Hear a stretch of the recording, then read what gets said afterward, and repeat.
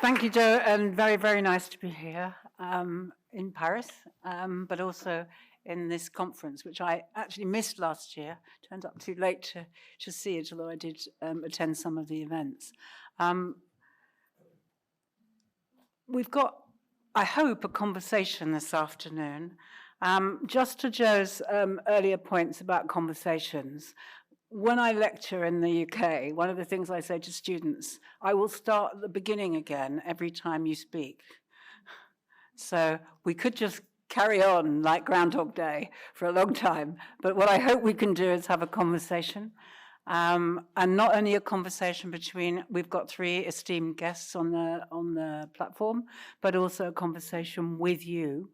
One of my roles in IAFOR is very much to engender a dialogue with those of you who are members and those of you who come to conferences and tell us what you like, what you don't like, what you want to hear, and how we have conversations. So it's really, really important, I think, that please come and talk to us about that outside of this, but it's really important that IAFOR lives up to its straplines, for want of a better word. And I took a few things from, I think, this morning. I mean, we are talking about international and interdisciplinary perspectives on global citizenship, changing times and crisis, or perhaps crisis of confidence about what it is we actually do. And I thought it was really interesting to start this conference with an opening address that really made me think about a phrase which I often use in a university, which is never let the perfect be the enemy of the good. And it's about doing things. It's about standing up. Somebody asked the question, what do we do? The lady in beautiful pink in the front here asked what we do. What are we going to do about something? How do we act? And it also reminded me of Ai Weiwei's famous phrase, creativity, which is something that Professor Zaragoza talked about today. Creativity is the power to act. And he was talking about how, as a community, we can do something. We actually make something happen. And it won't be perfect, but that's the nature of the human condition. So I think it's a good place to start. And we do have, in our current world is increasingly polarized and fractured. It is disrupted by change, unsettled by conflict, by war, and by natural crises. And many parts of the globe and many communities are unsettled, dispossessed, and have been really destabilized in both the global north and indeed the global south. And one of the things we're going to be talking about today is the role of international cooperation and collaboration. And in that role, it's more important than ever to be fostering peace and prosperity. UNESCO's constitution, for example, states that peace must be founded, if it is not to fail, upon the intellectual and moral solidarity of mankind, so underlining the importance of intellectual and academic, creative, social, and cultural forms of cooperation. Easy to say, really difficult to do. And any of you who do or make things or educate know how hard that is to actually deliver. And I think we heard that very much today. A cooperation based on the intellectual and moral solidarity of mankind presupposes that all perspectives are equitable, heard, and respected. However, as we know, cooperation and collective endeavour is not easy, and there are multiple perspectives and interpretations of words and concepts such as peace and prosperity, differences on how climate narratives shift, particularly over time, reflecting climate change, to a more dramatic, catastrophic references, climate emergency, and on the one hand, climate change mitigation, and climate emergency on the one hand, and climate change, climate mitigation on the other.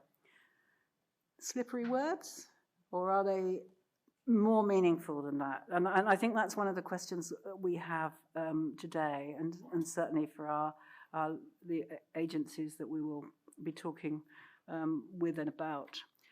Similarly, what and how do we reflect on and manage our complex relationships to our past, our future relationships, and what constitutes our cultural heritage, and what matters or is verified in shifting cultural narratives. And when I was coming over on Eurostar from London this morning, I was just thinking, I've just been doing some work on national narratives, and he who controls the stories rules the world. That was Plato. It's a long time ago, but it was Plato. And stories are the flesh on the bones of power. And I think those two phrases sit kind of really powerfully together. The confidence and rules-based order of political and economic liberalism and liberal internationalism of the global north has been really quite shaken and destabilized, and also destabilized by, as previously marginalized groups present new contexts, perspectives, and bring new voices to the idea of peace, climate emergency, and how we might consider our heritage, and indeed what we do with it. And I think listening to the Olympics talk today really brought that home as to there are so many different and conflicting narratives, and we see that in Gaza. We see two narratives that collide. We see that in Ukraine. We see a Russian narrative and a Western Ukrainian narrative collide. We see that in so many contexts where we're not quite hearing or listening to the same thing. And what we do about that is a real challenge. So I think in this context and through the lens of IAFOR, international, intercultural, and interdisciplinary as a mission. And Joe and I have had this conversation many times. Coming back to that mission and how we do that well is really difficult. And it will always be moving and it will always be changing. And we always have to be on top of it. It isn't static, and it isn't a static mission, intentionally. I think we're really fortunate, therefore, this afternoon to have with us three esteemed panelists who all work through international organizations. Professor Liliana Markovic, Professor Takahiro Kano, and Professor Jun Arima. These are our three guests. I'd like you to welcome them, particularly now.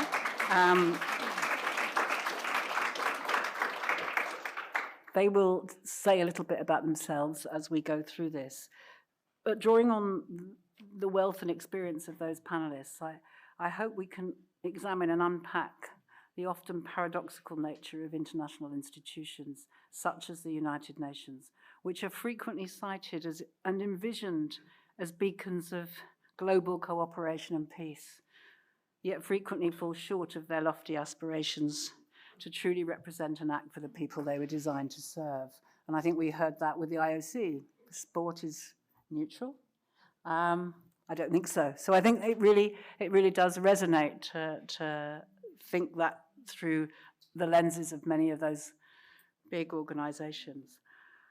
I hope, as I said at the beginning of this, that we can do this as a conversation. It will be a conversation, and I will prompt our three panelists for them to have a conversation, but also I will prompt you to join that conversation after a period of time. So I hope you will enjoy that, but equally ask questions and hold your questions so that we can have that dialogue together, and I hope continue it through the more relaxed and the social parts of this conference.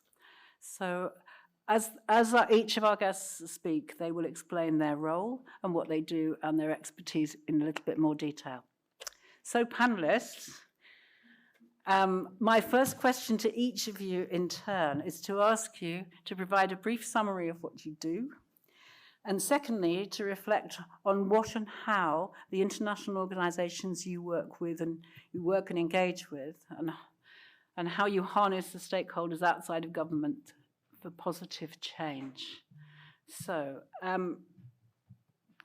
given that there are 2 men and 2 women on this stage, which is a good thing to see, I'm going to ask Liliana to go first, if that's okay.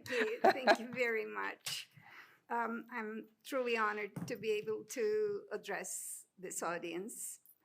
And it is a great opportunity to tell you in a few words about what I do and what the United Nations University for Peace and its European part, the European Center for Peace and Development, does. I am ECPD's European Center for Peace and Development's academic director, and I have invested all of my life in trying to educate and help education become a better process, a more efficient process, because especially in our day and age, when knowledge is the key form of capital, education is adding to that stock. It's a prime investment. So I have been trying to persuade the politicians anywhere, including my own country, which is Serbia, that education is an investment and not a cost. And that is very difficult because they all will nod and say yes, but they don't understand it and they don't really believe in it. It's only when they see the finished product, the brilliant doctors of science or the brilliant young specialists, that they realize that we at universities have been doing something. But that realization is a very long cycle. And it sort of doesn't help turn the machinery at the right speed to produce a sufficient number of excellent new human resources which are needed for modernization. Because what is the key role of education is to enable the modernization, the development of the 2/3 of humanity. And the 2/3 of humanity are still grappling to develop. We have not solved our problems.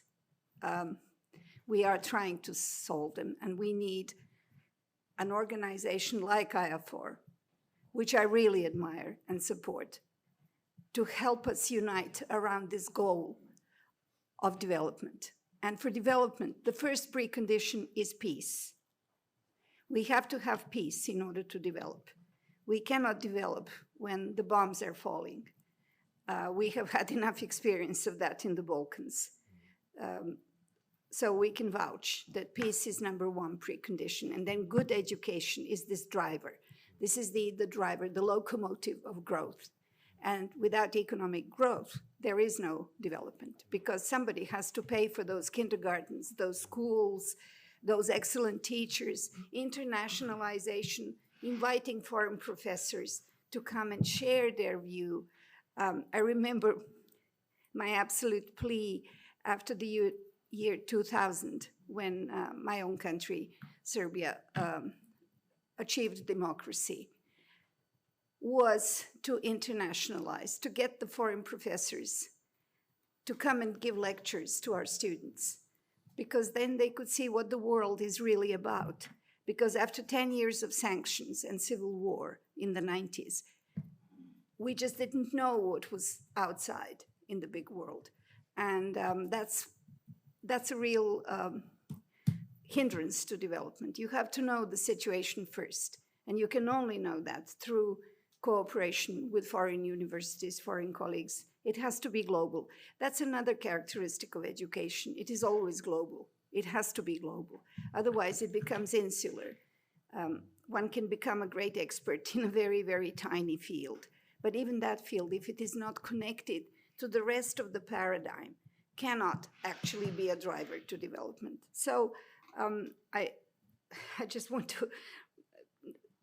to make a break here and ask my highly esteemed colleagues to say how they work and what do they see as our goals as educators.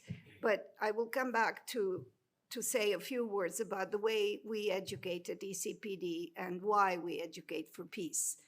Education for peace is really actually very important because it's the foundation of all other education.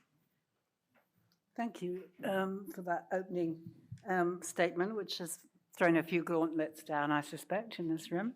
At least I hope it has. Can I ask Professor Takahiro Kaino to speak next, please? Thank you very much. Good afternoon to you all. My name is Kano Takehiro. I'm a bit being comfortable to be addressed as a professor, but although I served as a part-time professor, but I'll be a diplomat. I'm a permanently part-time professor. Anyway, Feel confident in that. That's okay. I'm currently, thank you. I'm currently serve as the permanent delegate of Japan to UNESCO as an ambassador and representing government of Japan, working on all matters related to UNESCO since the beginning of this year. But personally, Paris is a kind of a movable feast for me, if I borrow the words of the Ernest Hemingway. In the very first couple of years in my career in foreign service, I spent years in Europe. I was in the UK in the first couple of years in the UK, and taking advantage of that period, from time to time I visited Paris, which I didn't expect that I would be brought here again, but thankfully I was lucky enough to come back. And since then, I've been engaged in multilateral diplomacy in my career in the past years, and in various areas such as cultural, the educational and scientific cooperation as UNESCO, but also the International Peace Cooperation, nuclear non-proliferation and peaceful uses when I was in Vienna, climate change, and development assistance. So this today's topic is very interesting and meaningful for me personally. Back on UNESCO, Japan has been engaged with UNESCO since its joining in 1951, prior to San Francisco Peace Treaty, when Japan regained its sovereignty. So UNESCO has been very, very popular for Japan and Japanese people, particularly among elder generations. And Professor, you quoted the one phrase of the UNESCO Constitution, but another quite famous motto is since wars begin in the minds of men and women, it is in the minds of men and women that the defense of peace must be constructed. Those are quite well known to many Japanese. And as you may know, the UNESCO is, right now, UNESCO is quite popular as an international organization in charge of managing world cultural heritage system.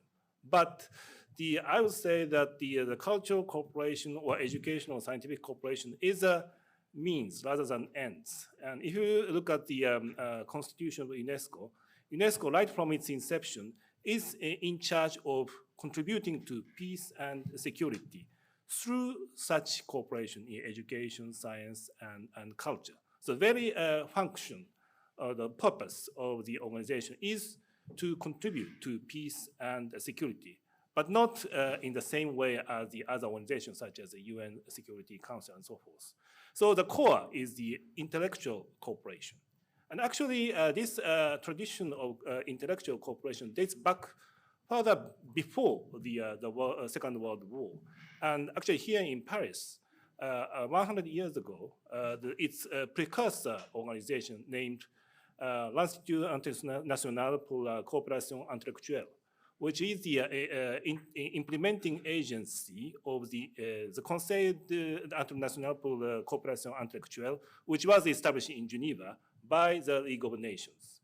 So that Institut International pour la Coopération Internationale, that documents and things are taken over by UNESCO and is stored in the archive of UNESCO. And we are actually, some of our like-minded delegation, we are working on digitalizing and preserving such documents. So to carry through that kind of DNAs. And also, when the UNESCO was established after the Second World War, initially, all the permanent delegates are actually speaking not on behalf of the member states' governments, but in their intellectual or personal capacity. Now the constitution a bit changed, and so each of our permanent delegates are supposed to speak on behalf of the government. But today, I rather follow the old tradition of the UNESCO speaking in private capacity rather than on behalf of the Japanese government. And also such DNA still exists. So with regard to your question of how the international organization harness or engage people outside the government, that's exactly what UNESCO has been doing in various areas: education, science, and or the culture and journalism. So every day, UNESCO involves all kinds of the people, not just within the government, but also the outside the government, academia, journalists, eminent persons of those sectors, as I mentioned, to come up with the meaningful outcome. If I may, one example for this moment is the AI, for example, artificial intelligence. There are lots of international organizations to talk about. We have to have some sort of ethical standards of how we utilize the artificial intelligence. The same thing as done by the OECD. But OECD, of course, it has a good high-level standards, but in terms of the inclusiveness, it has certain limitation because of the limited number of memberships. Whereas the UNESCO, it has currently 194 member states, and by the way, 194th entrance is the United States. It joined for the third time. They rejoined the UNESCO, which we welcome. And so the many countries, global north or global south, they regard the outcome of the UNESCO as their own things. They can feel the ownership. Of course, there are some limitations. Maybe I can talk later. But that kind of a norm setting and standard setting is one of the functions that UNESCO is doing. And we are very much happy, honored to be part of it. Thank you. Thank you very much. And last but not least, Professor Jun Arima, who is also connected to IAFOR as our president. Is that the right term? I think it is. I know I have to curtsy when I meet him. So, thank you very much, Anne, for your kind introduction, and good afternoon, everybody. It is a great honor for me to be involved in this exceptional panel. And like Kano-san, I'm very much happy, particularly to come to Paris, because I myself also lived in Paris for 7 years. And as a diplomat for Japanese delegation to the OECD, and also international, staff for our International Energy Agency. So therefore, Paris is something like my second hometown. So I'm very much excited to be here. Now, I'm not a professional academia. I was working for the government agency, government ministry for many, many years, Ministry of Economy, Trade and Industry. And about 2/3 of my whole career has been devoted to international energy cooperation as well as international climate negotiation. So therefore, climate negotiation and climate change and energy is two sides of the same coin. So therefore, I think I can say my specialty is energy and climate change. And actually, I'm teaching energy and climate change in my university. Now, it is also very much timely to be here today because I have just come from Bonn to participate in this conference because up to this Thursday, the intergovernmental negotiation was held in Bonn, where United Nations Framework Convention on Climate Change is located. And they have been discussing preparatory work running up to COP29 to be held in Azerbaijan, Baku this November. And they are now discussing a very, very difficult issue such as new financial assistance goal from developed to developing countries. And there is a big rift between developed and developing countries. And as you know, climate change is truly global issue. And the typical example of market failure in a global scale, right? And greenhouse gas emissions are coming out from our daily life and industrial activity and, well, almost everything. And in particular, the impact of climate change is put onto vulnerable countries.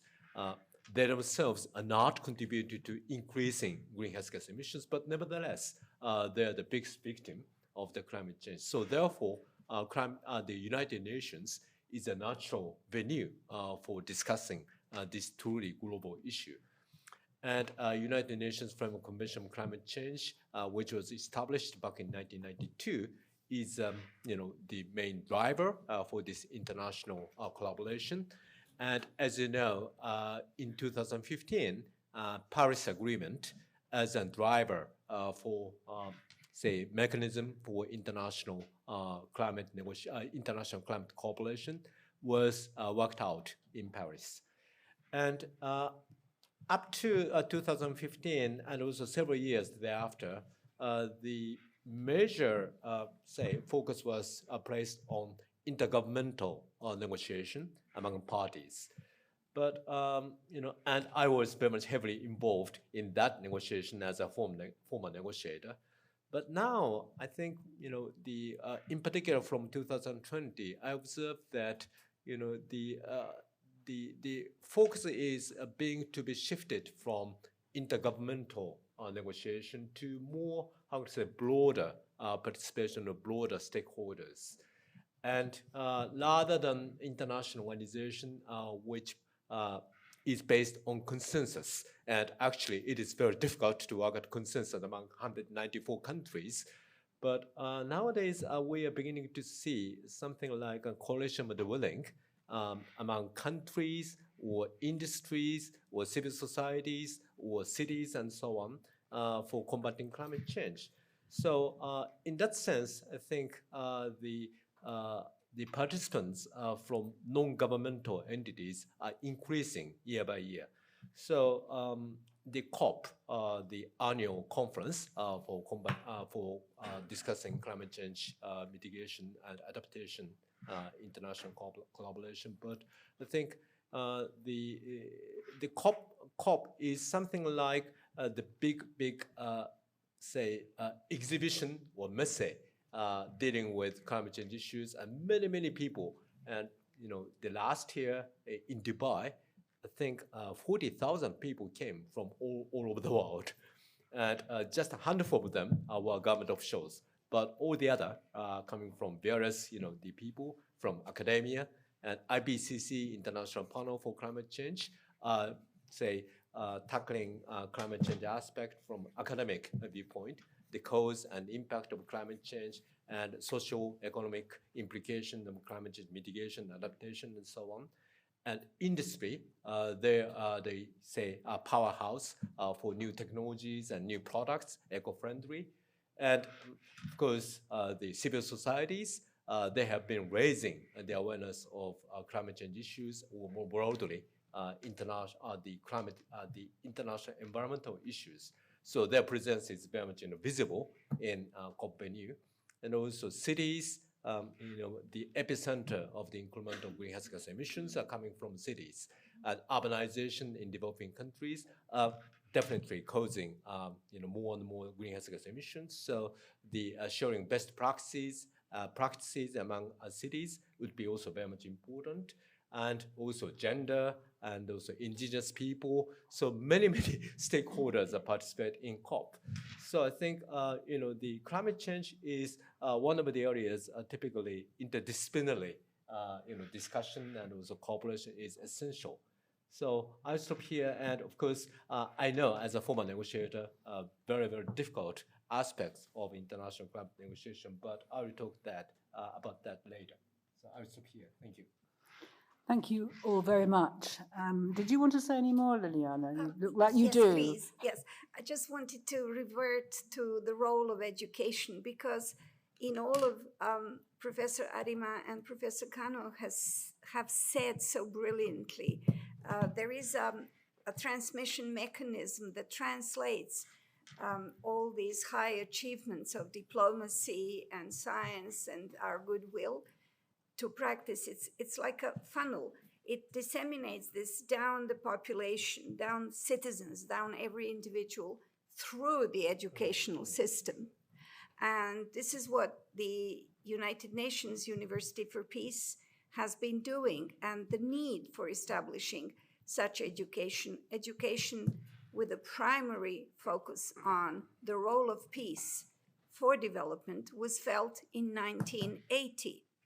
When the General Assembly of the United Nations, by its Resolution 3555 of 1980, decided to create a University for Peace, precisely because there was a need to integrate all these aspects of knowledge and to teach them, to disseminate them to the younger generations so that they might create this environment which would be conducive to good, peaceful, and creative activities.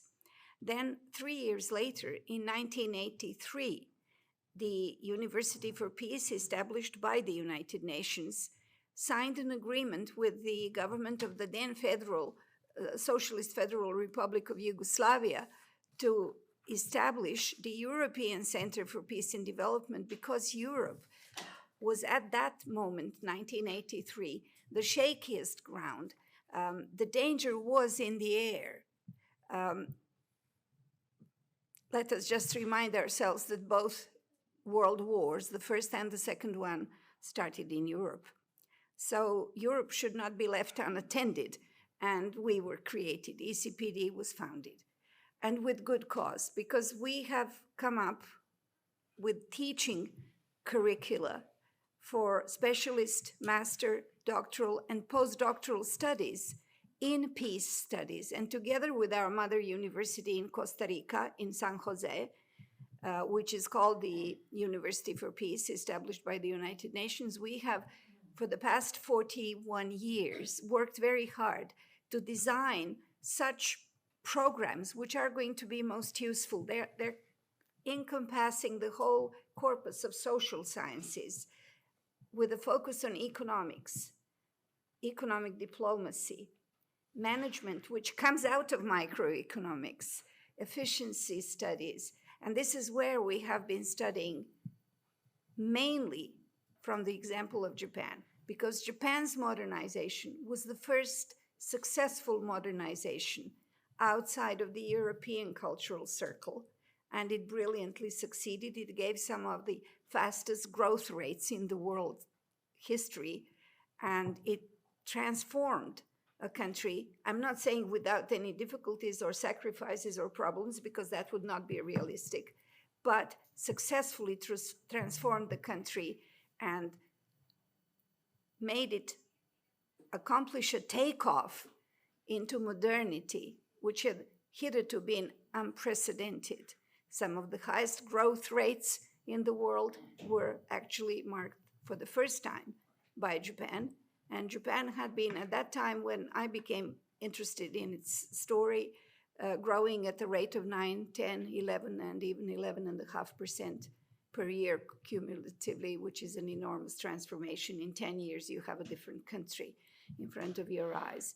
And the secret of that had been disseminated throughout East Asia, through Korea, China, the little tigers, and everybody else who wanted to develop, including the developing countries in the heart of Europe, like my own.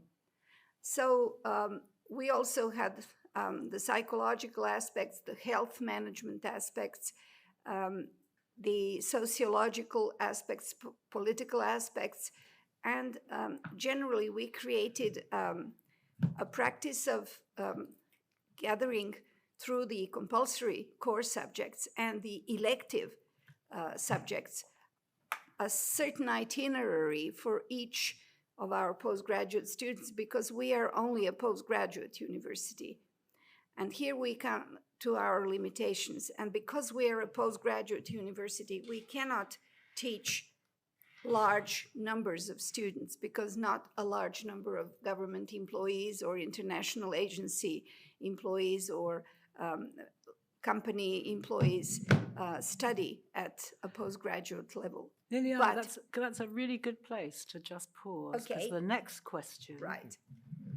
which is really important for this audience, we have an audience which is, I know, diverse in terms of experience. A lot of you here are doing PhDs, I think, from what I've heard, but there's also some very, shall I say, seasoned and experienced academics in the room. And I would count myself in this, when I hear such esteemed colleagues talking about those great big organizations, and I'm sure some other people in the room feel like this too, it's kind of like, well, this all sounds fantastic, but what's it got to do with me? And how do I make that connection between me or any of you and these big organizations? So the next question, I just want to kind of unpack that, which is a bit of the how and the limitations perhaps, is how are international institutions like the United Nations and its apparatus a force for good? And where are they failing, and where are they failing to get traction? And it might be helpful to understand the kind of limitations of some of that, and that's what I think you were just going on to talk through, but also what are the challenges for them that we might enable? And I think that's possibly a place to go around the cycle again and perhaps cross-reference a little bit. So I don't want to call you Professor Takeno again because you might tell me off. But I'm going to ask Takahiro Kano to take that one on first, and then we'll go around the cycle again. That's okay. Yes. Okay. Yeah. Well, yes. Each the international organization has barriers or limitations, whatever you may call it. Mr. Federico Mayol, Professor Federico Mayol, in his keynote address, talked about the veto. That's one of the institutional factor inherent in the Security Council, or that might be one barriers, or if I may say, and lack of resources could be another.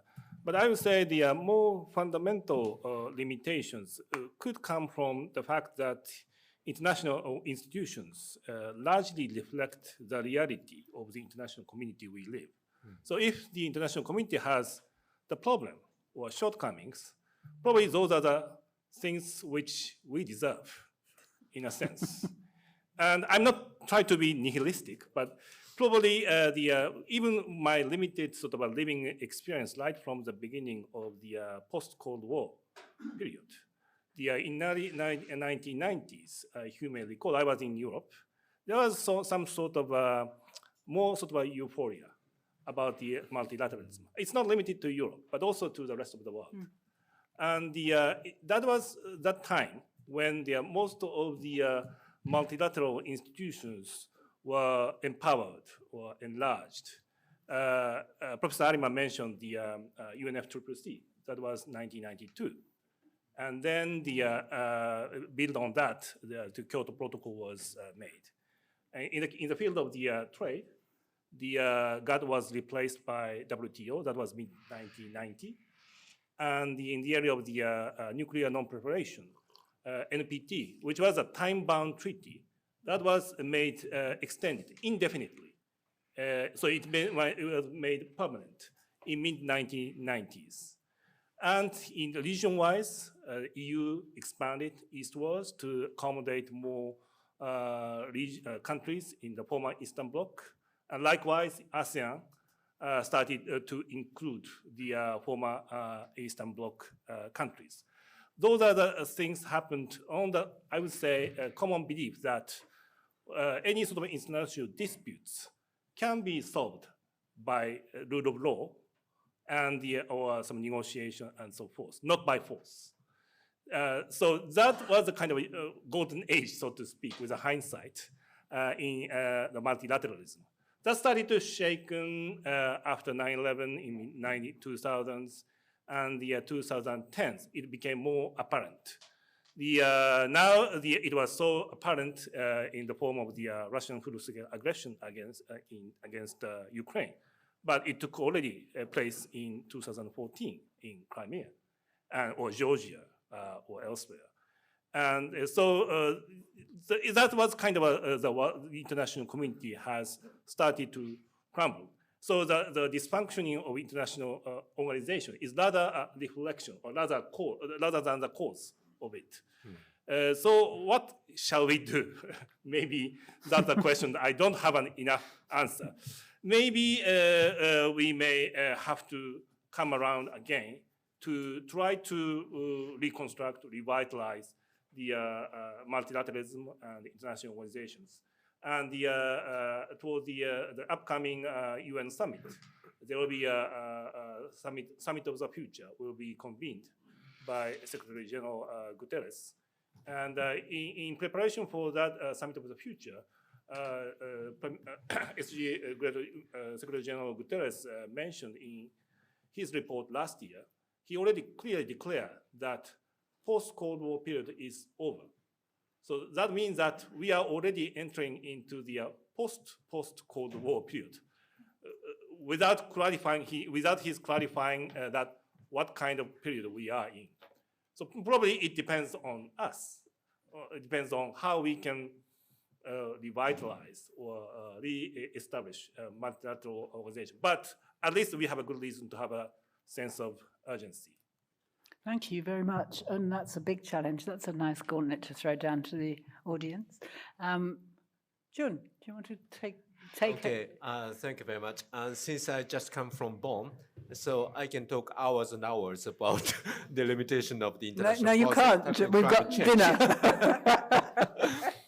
But in general, we have to recognize the fact that climate negotiation is not only international environmental negotiation, but it is an economic negotiation because greenhouse gas emissions are emitted from our day-to-day economic activities. So curbing greenhouse gas emissions could inherently have some impact on economic growth and so on. And to make things more complicated, the mitigation, in other words, reduction of greenhouse gas emissions, that benefit of mitigation is scattered all over the world, shared by global community. But the mitigation cost occurs in each country. So even though, for example, Japan can reduce 100 million ton of CO2, and China can reduce 100 million ton of CO2, but impact is the same to the global atmosphere. So that is something like the natural recipe for prisoner's dilemma, and who is going to bear the cost for global, say, the market failure.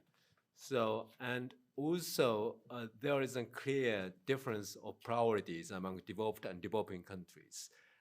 Naturally, in rich and mature developed countries, they tend to put higher priority on climate mitigation, while poor and emerging economies are tending to put more priority on, say, economic growth and also decent education or decent healthcare and job opportunities and so on.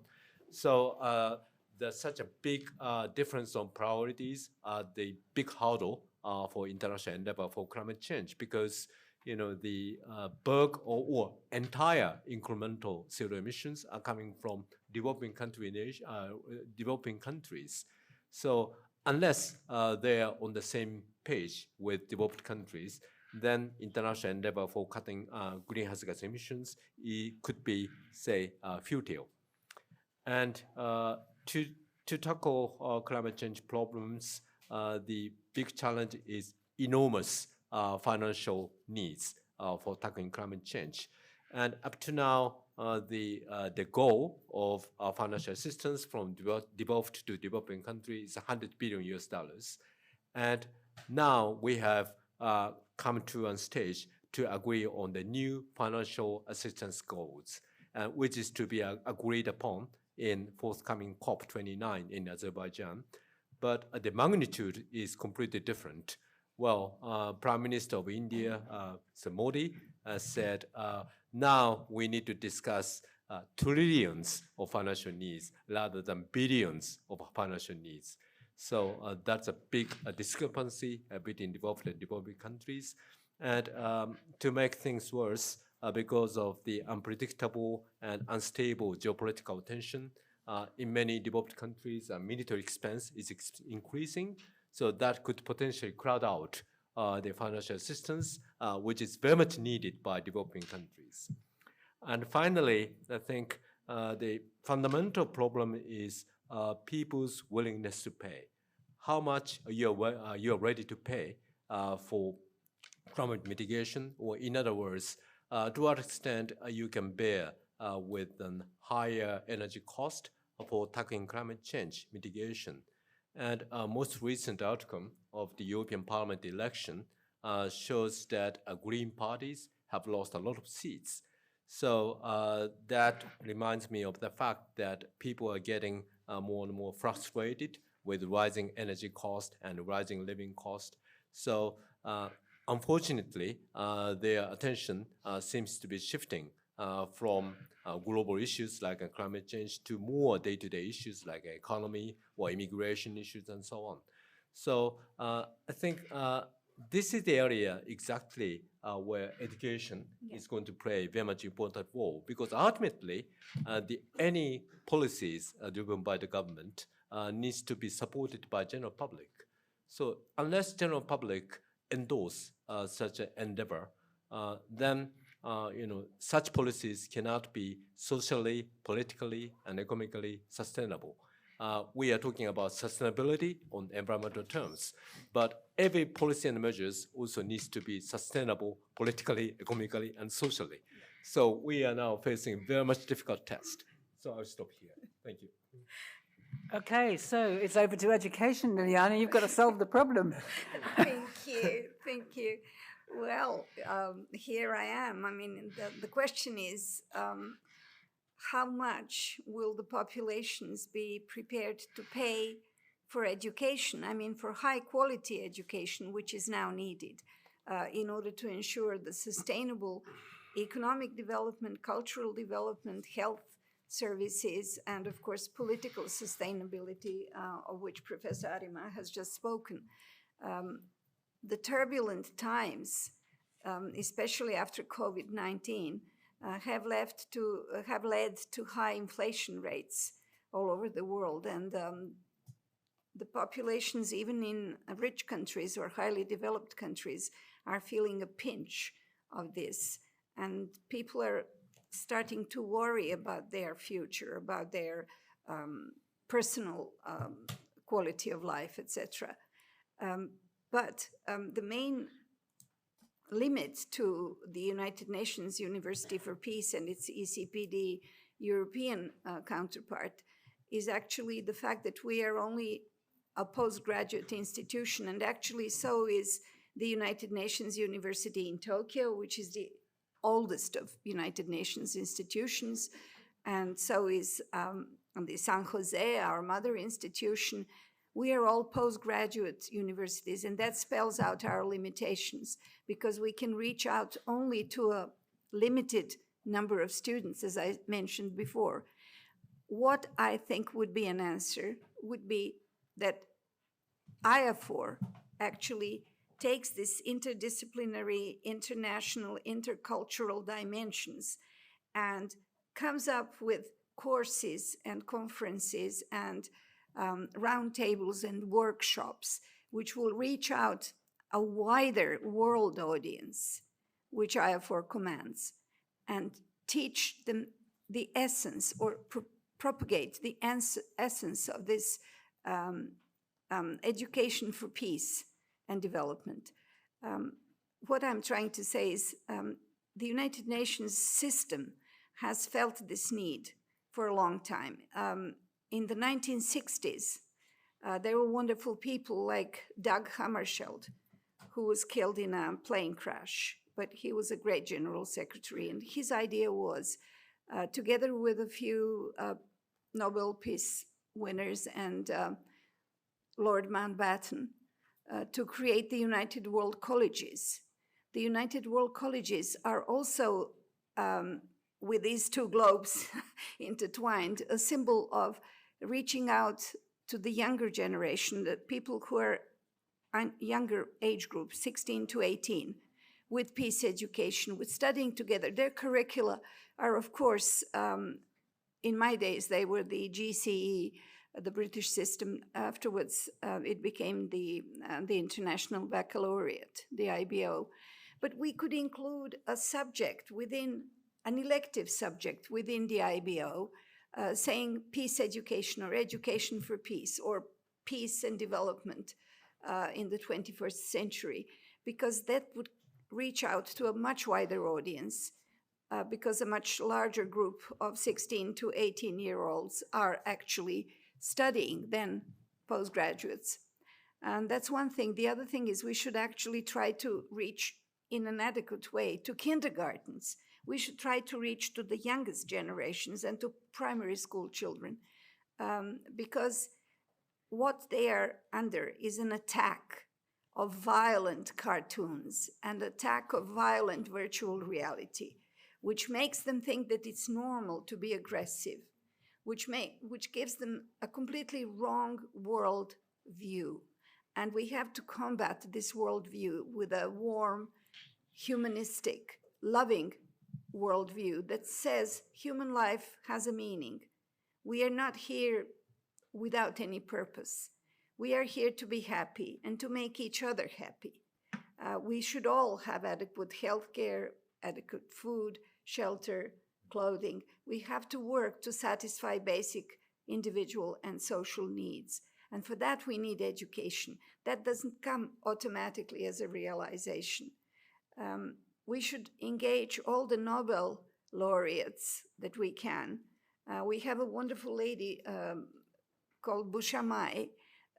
She's, for example, a person dedicated to these tasks, but there are many others. We should invite lectures from the Nobel laureates who will actually speak online, like Federico Mayor. They cannot because of their age and lesser capability to travel and move, always come in person, but they will speak online at all of our events, which could, I hope, be useful in this sense. And this should be done world over. Okay.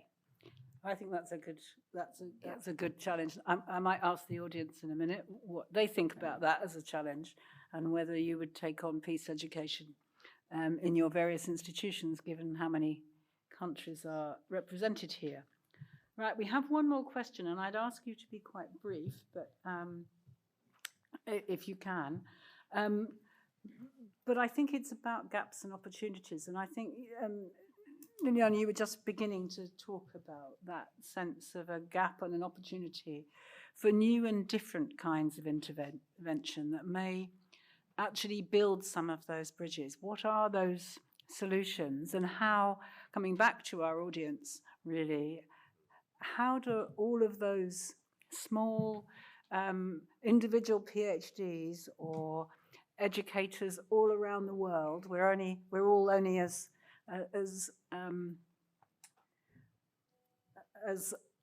individuals, if you like, able to do so much. But if we all do something together, there is a force for power. And I think that's what Liliana was referring to. But who and where do you anticipate the change, and where do you think new ideas will come from? So, Ambassador Kano, I'm going to call you now. Thank you. That would be more comfortable. Anyway, Professor and Ambassador. With regard to the gaps, this is what I recognize in my daily life as the diplomat, is the gaps in terms of norm setting or the agenda setting. I'm not sure whether this can convey my what I mean. The point is, point is that who or which country, which countries can or have the power to decide or judge what is right or wrong. That's the norm setting question.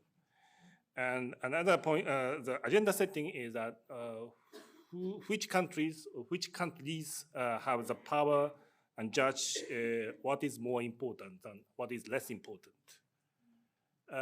Traditionally, I think in the last quite long time period, the now what we call global north may have the power to do that, but it's increasingly no longer the case. And actually, it is not a constant one. Dating back to I'm a fan of the history, particularly history in Europe. More than 200 years ago, when the Congress of Vienna was convened in 1814, the real sort of a power, actually, that was limited to 5 powers: Britain, France, Austria, Prussia, and Russia.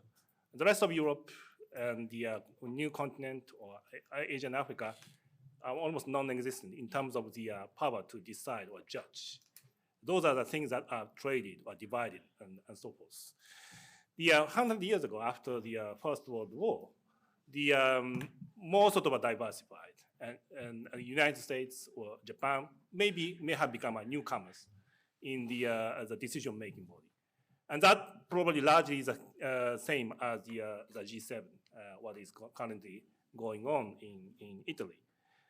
But I think that the 1990s onwards, and particularly in the right now, that's no longer the case. And if you just look at the economic indicators, the top GDP is still the US, but seconded by China.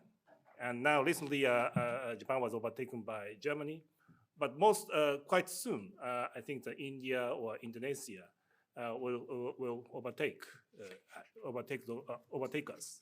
And in terms of the population, the South Asia or the Africa would boost. And then if all the technological benefits or the education are disseminated, and then based on the belief that each individual is equal capabilities, quite naturally, the so-called global South is gaining ground.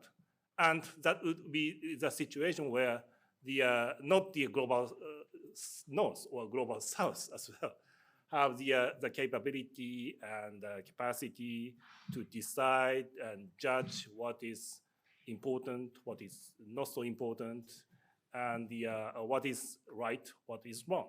One example. Right now, most of in the international conflicts, mostly dominated by the news of either Ukraine or Gaza.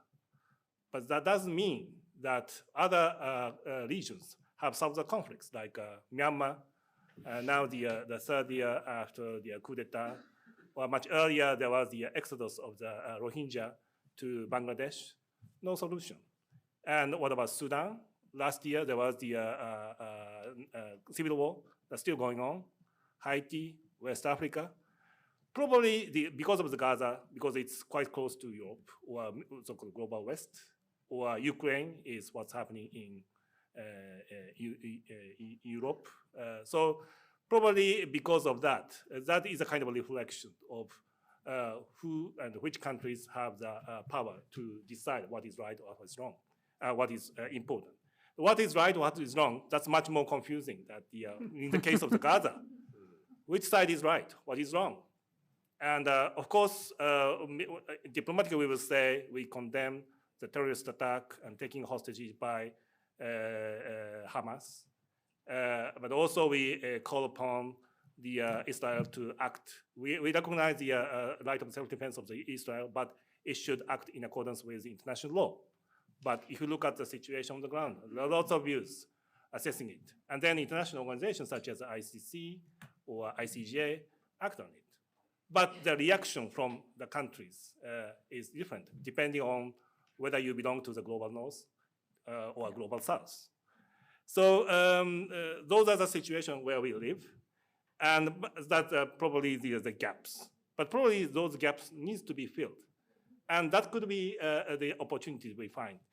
For example, one more positive example I can recognize that for example, take the example of the G20, the presidency. Last year it was India, and the previously Indonesia, just after the breakout of the Russian aggression against Ukraine. And most of the global West or global North almost boycotted Russia.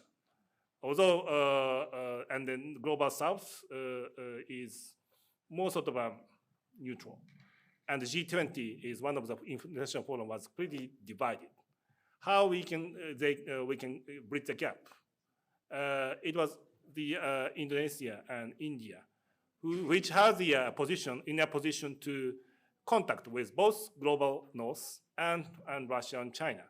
And then somehow they managed to do it. Of course, it's not perfect, and the way they organize the meeting may take some criticism of it, but no other countries can do that, couldn't have done that. That's one thing. And also another example is that now the International Peace Corporation, the 20 years ago, 30 years ago, most of the troop contributing countries are global north. Right now, top 10 troop contributing countries are all global south. Countries like Africa or Bangladesh, or Nepal, or India, and so forth. Those are the countries that risk the lives of the people for the peace operations under the flag of the UN. And we cannot underestimate, and they have the cost in terms of the fatalities. So those are the, but they have the frustration that their voices are not appropriately reflected in the global decision-making body. So that leads to the question of how we should reform the UN institutions, such as the Security Council. So those are the challenges as well as opportunities. Thank you very much indeed. John? Thank you, Anne. And concerning solutions, I have already touched upon the role of education. But education takes a long time for changing people's psyche, because you're talking about education for very young generation, like the kindergarten or something. Then we have to wait decades for changing people's psyche. And then it is a generational issue, but climate change is also generational issues. So, climate change cannot be solved in the next 10, 20, 30 years. So our tackling with climate mitigation, with climate change will last until 2100 or beyond. But we need to also manage the process from now to, say, the future generation. So I think one of the most important the concept is pragmatism, to my mind, because international climate debate has been somehow very much characterized with sensationalism. Antonio Guterres said the world is boiled or people are burnt or something like that.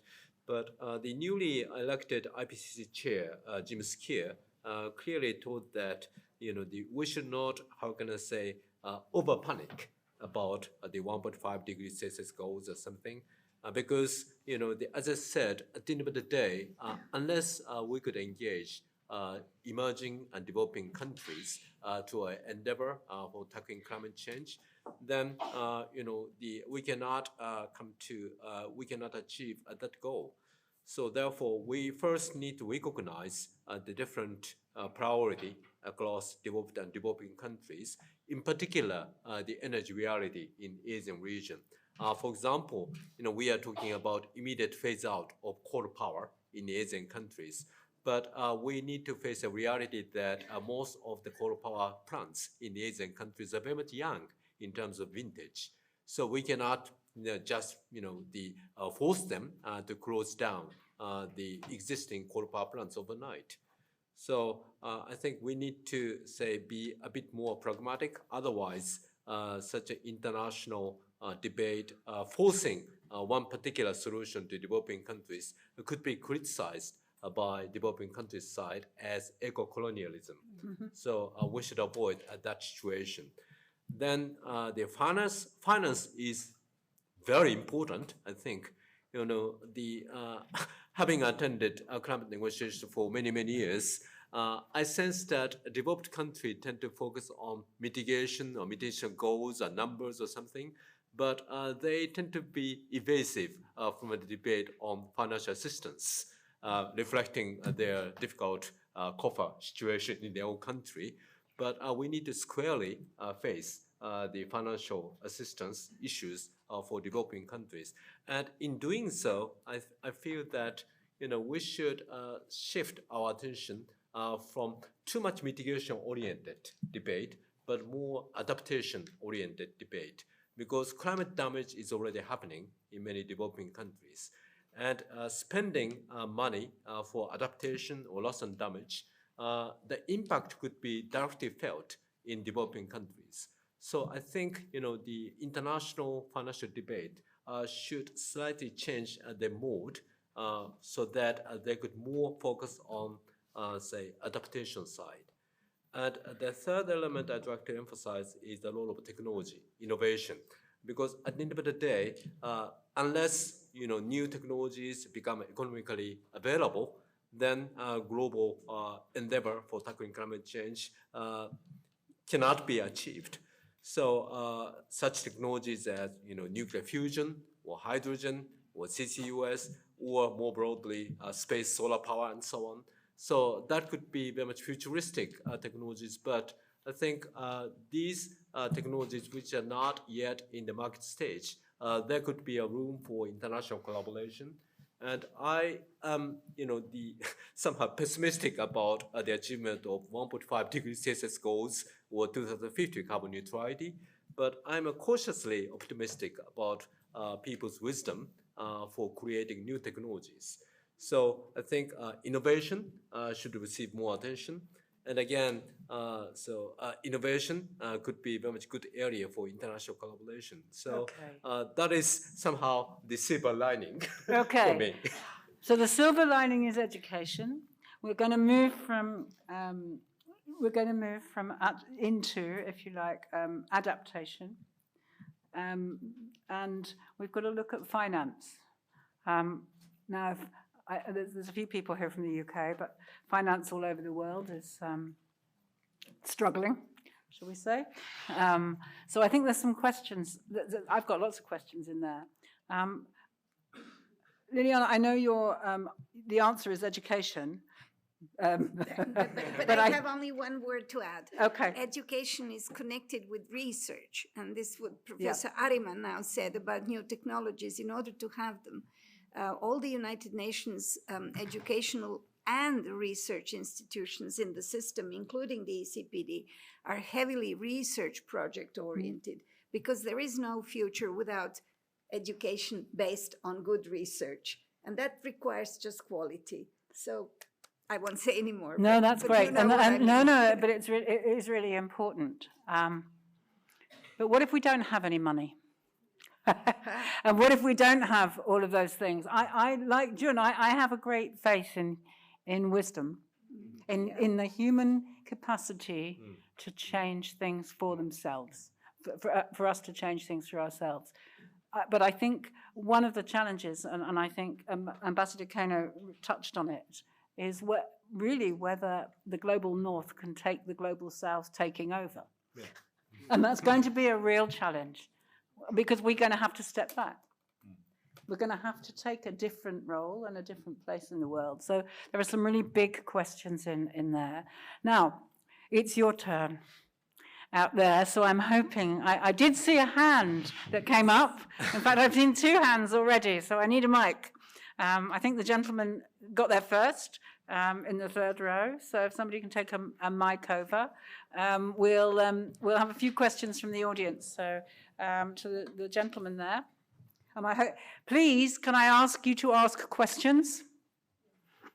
This is not an opportunity for a new lecture. We can do that in the pub or in the bar or over dinner. So questions to our esteemed panel. Right, okay. Thank you so much for the discussion. It was very interesting. I'd like to ask a question to the three of you, but probably first to Arima-san specifically. Very particular about the climate activists. So the thing that you talk about, it's the how those ideas implemented in those countries.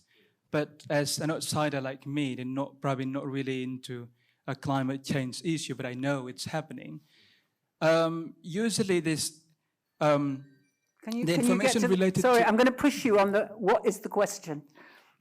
Do you think the climate activists doing things that is effective to shift people's attention? And to Professor Malkovic, so in Hiroshima, where I'm studying, I'm from Hiroshima University, although I'm Indonesian, we have this peace education that implemented in high school students, and junior the high school students. question is? Sorry, I'm going to be really strict. Yeah. Thank you. You mentioned that this takes a long time. The question is, so I'm going to stop you because there's other people in the room that want to ask, so I'm conscious. Okay, so got it. You've asked one question, you can have one more, and then I'm going to move on. Yeah. Do you think it's really effective? What, sorry? The peace education that implemented. Peace education. Yes. Okay, we will see. All right, thank you. So, and the question was on activism. Yes. Of course, climate activists or NGOs have played a very much important role for raising awareness or about climate change issues among general public. But what is happening now in Europe is somehow they are blocking motorways, or sometimes they are putting, the fruit juice to the painting masterpiece or something like that. So that might alienate the people's support to the climate issues. And also, we need to recognize that climate change is a very much important issue, but we are facing many multiple issues as indicated in 17 SDGs. So they tend to consider that climate change is everything. But to my mind, I think the world is not so simple. So they should also recognize that the priorities are different across the countries and even also within the countries. So I hope, I very much admire their, efforts for raising awareness or attention to climate change. But at the same time, I very much expect a bit more pragmatism from their side. Okay, the lady in the pink jacket. I will answer briefly this about peace education being effective or not. Well, I do believe that it is effective because human beings are basically rational and actually. I think we might have a debate about that. even in a latent sense, very intelligent. So if the human beings understand, if they are taught and explained and proven by us as researchers and teachers that all of these decisions are economics. I mean, they're opportunity cost decisions. Do you want to have peace and to develop slowly but surely or quickly but surely? Or you want to spend all your money on war missiles and on killing each other and having undertakers getting very rich because there are all these soldiers to be buried at their best age, young people. So when the population understands that this is a very deep and important decision, whether they're going to support peace and development or some dictators and war and development only of the military complex, and perhaps perpetuate the colonial scene, then people are going to think differently. Okay, I'm going to move us on. I'm sorry, Liliana, Okay. but I'd like to have some more questions. So I'm just reminding you all, it's questions. The lady in the pink jacket. Ma'am, first question to you. Thank you. As you said, education must be free, and I agree with it. I just want to know how many countries in the world giving the free education? Can we have that number? How many countries? And so, one question for you. No, not too many questions. Come on, Only one more, but come on, I One want more. questions from Okay, other people. one more questions. You said in your lecture, during the lecture, that Cold War has stopped. Now we are living in the post-Cold War world. So the Warsaw Pact and NATO both are the symbol of the Cold War. What is the question? Yeah, that is the Okay. question. Both are the symbol of the Cold War. Warsaw Pact declined with the decline of the USSR, but NATO is still there. So what is the Okay.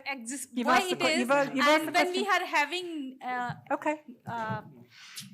You've asked the question. Let's hear from the panel. UNO. I'm sorry. When we are having UNO, why the NATO we need? That's the question. Okay, the first question was to me, so let me try to answer it. We have to change our mindset. We have to become even more rational and aware of the opportunity cost, which is a living fact.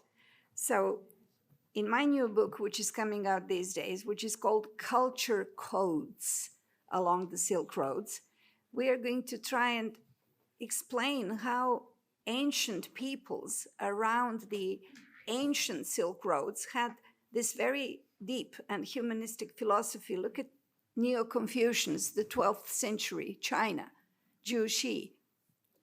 He actually established scientifically with the theory of Chinese science which was discovered by Sir Joseph Needham, a professor at Cambridge, that there is a relationship between the macrocosmos and the human society, and that they influence each other. Now we know that for fact. Science, since Niels Bohr 100 years ago in the West, started thinking that way. We have to bring all of these things to cognition of the masses.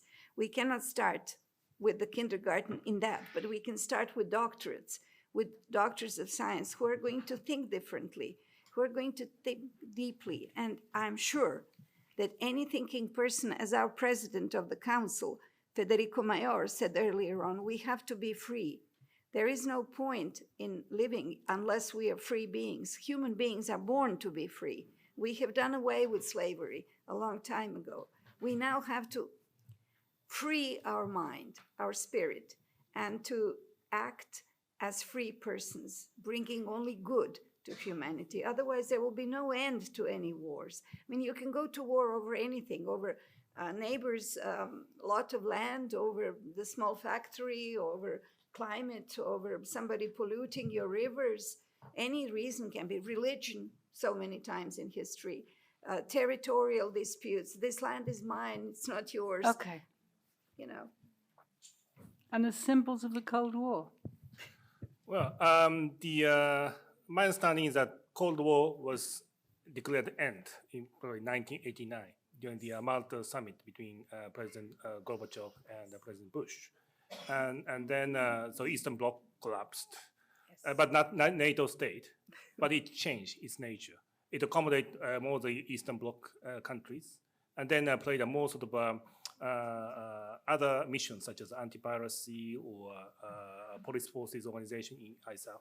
And likewise in Asia too, even though the post-Cold War was over, but still there are some remnants of the Cold War state in Asia. That's why the US-Japan alliance or other bilateral alliances stayed.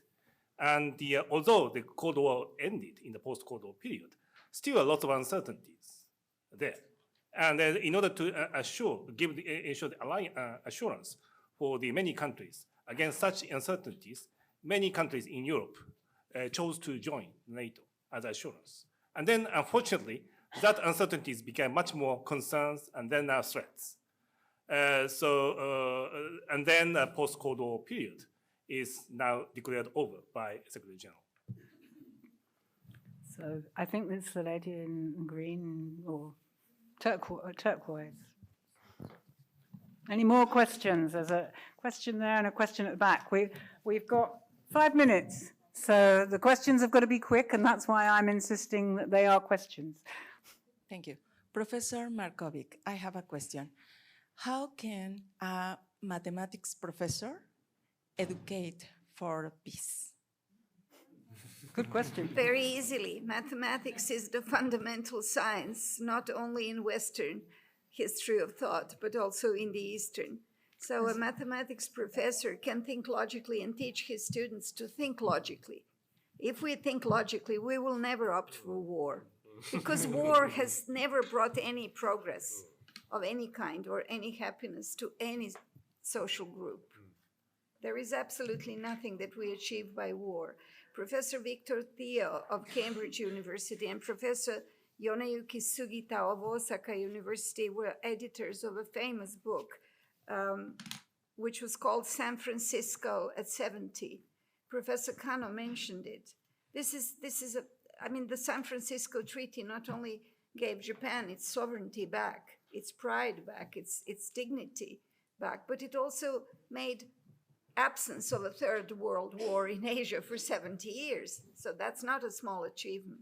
But this book enlightens very deep thinking about how to preserve peace while negotiating smaller conflicts, which are inevitable among individual nations. And we have been doing a lot of, in peace studies, we are teaching anti-terrorism, we are teaching security aspects, we are teaching many things that are current today, school violence. I mean, okay, let's. I think I'm just conscious of time. So there's a lady at the back there. Thank you.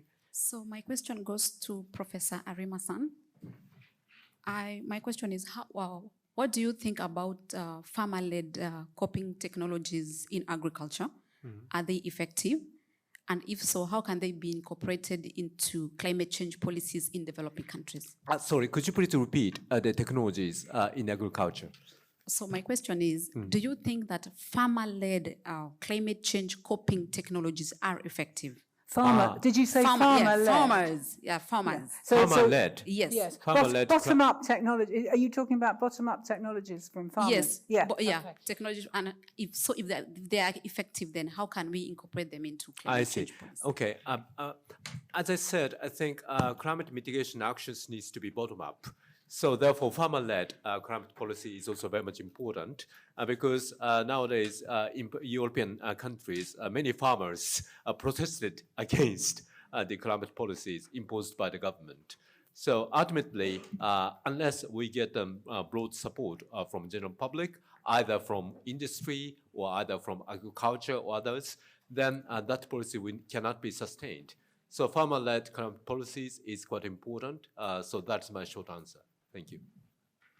And I think there's the lady here. Okay, thank you, Prof. My question is to Prof.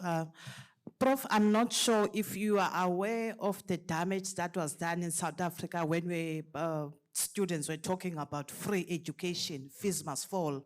So if you are advocating for free education, who's going to subsidize the institutions? Because when the students were talking about in South Africa, a lot of damage were done in higher education. Buildings were burnt, the staff members' cars were damaged, everything. Like it was a combination of everything. Okay. Thank you. Liliana. Well, I don't know the case of South Africa very much, but generally, education is never free because in economics, there are no free goods. Nothing is free. You see, there is no free lunch. Somebody has to pay for it. But it's the political question or the policy question, whether we are going to extract the money needed for education, especially high quality education at all levels, from those who are now hoarding this money for their unnecessary richness and profits. We have to get through tax. This is normally done in a democratic society through the tax system. You're transferring a certain amount of money for externalities, actually, because they're gaining externalities from their monopoly profits, okay? So they should give that to education, a part of it to education, because then they will be better off in the next cycle. I mean, this was resolved by Lord Keynes and other people who gave a happy macroeconomic solution to the highly developed Western world at the most difficult time of the Great Recession. But the fact is that without research and without somebody investing in research and education, there will be no future of a society. I mean, in the People's Republic of China, which is now fast growing, it is done by the state. The state is taking this money from the companies, taxing them in different ways. Japan has been investing heavily in research and education. And Japan still has one of the most high quality education systems in the world. And this is the strong pillar of Japan's growth and good society, because the benefits have to be shared. 99% of the Japanese population feel themselves to be middle class. Okay.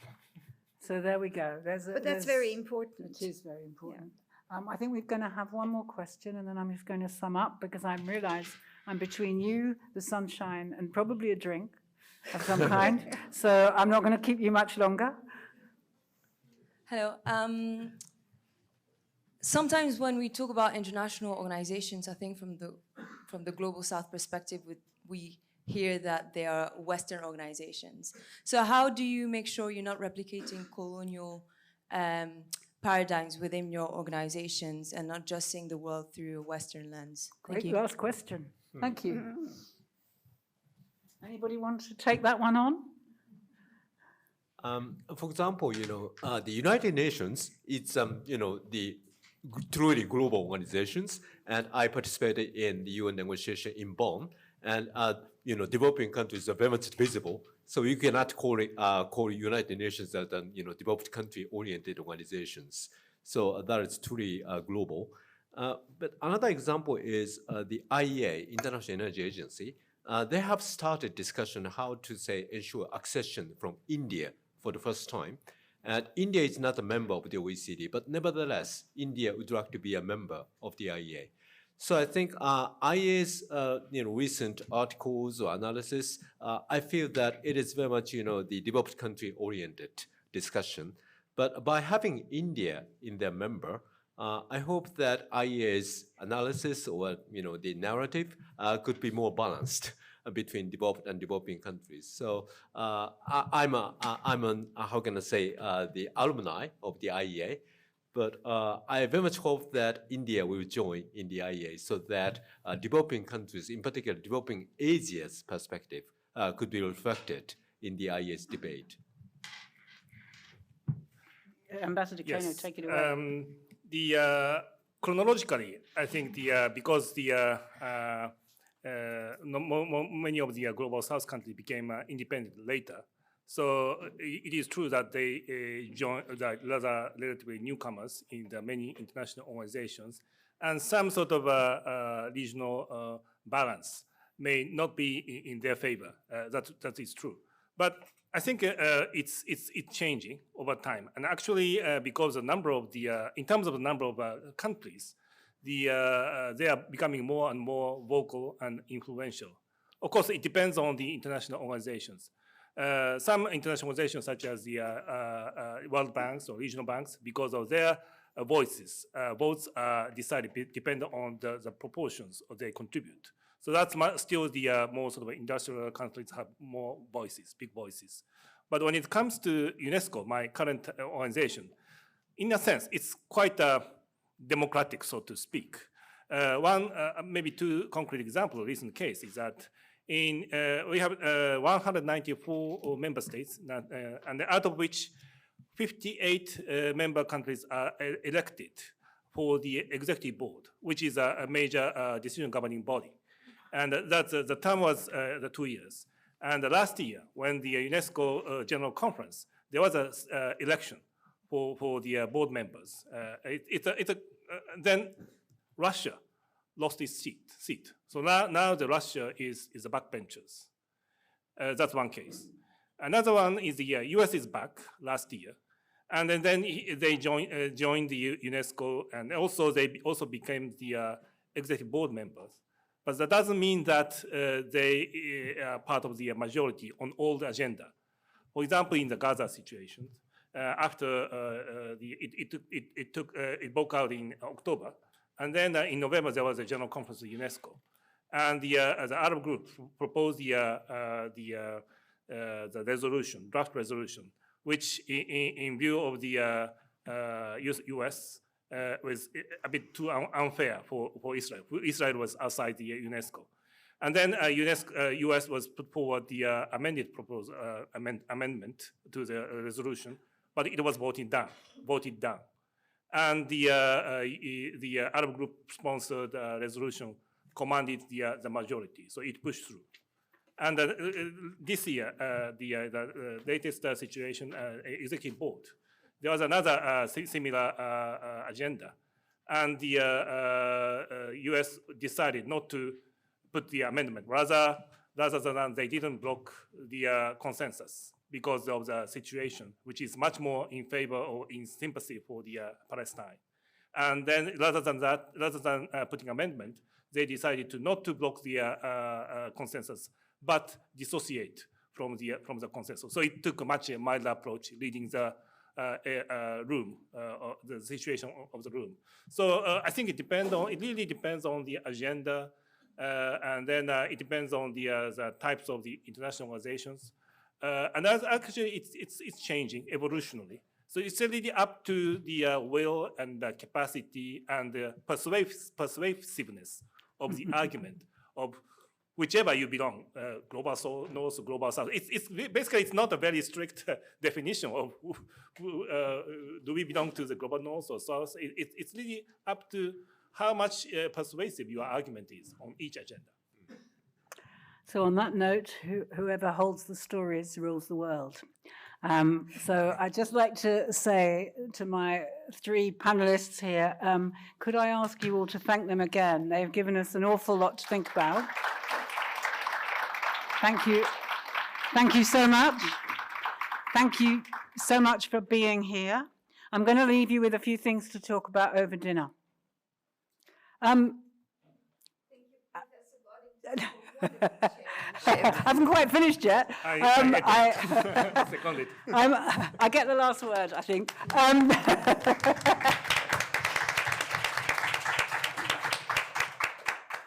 One of the things that drives technology is war and crisis. And we have to be very careful about how we use those sorts of language. Rationality is also cultural as well as it is scientific. And quite often what is rational to us is not rational to somebody else. And those things are really, really contested. I'm not sure, and the reason I love the human race so much is I don't think it is rational. You know, I love human beings for the fact that they are not rational. And running universities has taught me that 100 times over. But I do think there is something in responsible activism for peace. I think there's something about how we can all contribute to education. I don't mean through fees. We've got really differential costs across the world for higher education and for research. But I do think we are all in the business, if you like, of how we educate and how we treat one another with integrity and with dignity. I think we can all do that, and it doesn't cost any money. And I'd quite like to leave it there in terms of what you talk about over dinner. Thank you so much for being here and for being such a great audience.